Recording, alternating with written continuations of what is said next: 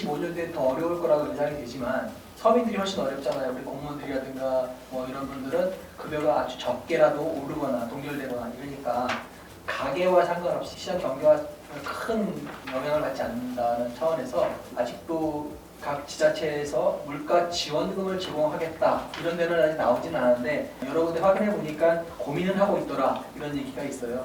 제일 만만한 게 통합재정 안정화 기금인데 뭐 기껏해야 지금 갖고 있는 게 11억 정도밖에 안 되잖아요. 근데 그거 갖고 풀어 쓰자고 얘기는 못 하겠는데 사실은 정책이라는 게 돈의 문제보다는 의지 문제가 좀 더 크다고 생각해요. 물가 지원금에 대해서 굉장히 즉흥적인 질의가 되겠지만 답변 좀 부탁드릴게요.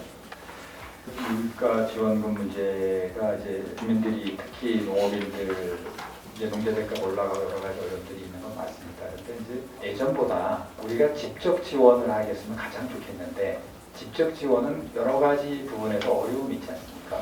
그래서 이제 지금 전부 간접 지원 형태로 돌아서 있지 않습니까? 그래서 농업 분야에 사실 보조금이 없으면 투자를 하기 어려울 정도로 이제 농업 분야는 보조금이 정말 많이 들어가고 있고요. 네, 우리 상공인들도 지금 보면 아마 시설 개선에 보통 2천 이상은 다 받으셨을 거예요. 그러니까 이게 이제 피부에 와서 느끼는 체감이 좀 다른 건데 사실 보조금을 n분의 1로 나눠놓고 보면 상당한 금액이에요. 근데 그렇게 지원할 수 없다 보니 그래서 이제 간접 지원 형태로 시설을 개선해 주거나 다른 부분들로 하는데 그게 고민인 거죠.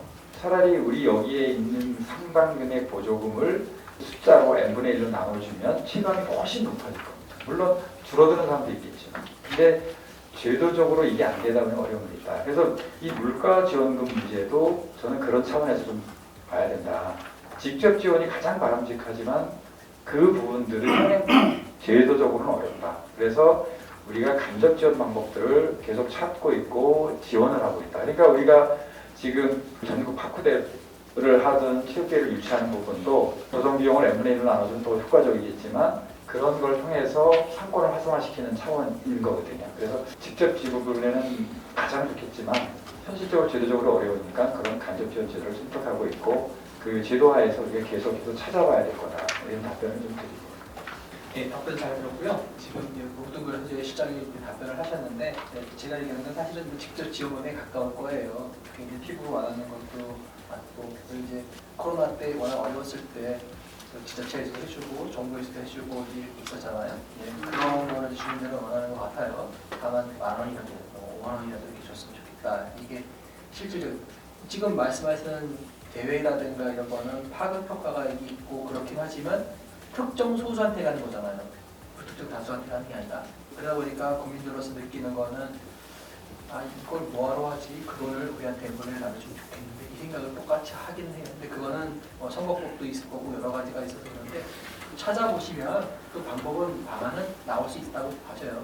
사실은 지금 어떤 분들은 IMF나 코로나보다 지금이 더 훨씬 어렵다고 하시는 분들이 많아요. 게다가 금리도 많이 올랐잖아요. 물론 차 보존도 해주시고 행정에서 많이 도와주시고 계시긴 하지만 아까도 말씀드린 것처럼 돈의 문제가 아니라 의지 문제 적극적으로 보시면 풀어나갈 수 있는 방법이 분명히 있을 것 같아요.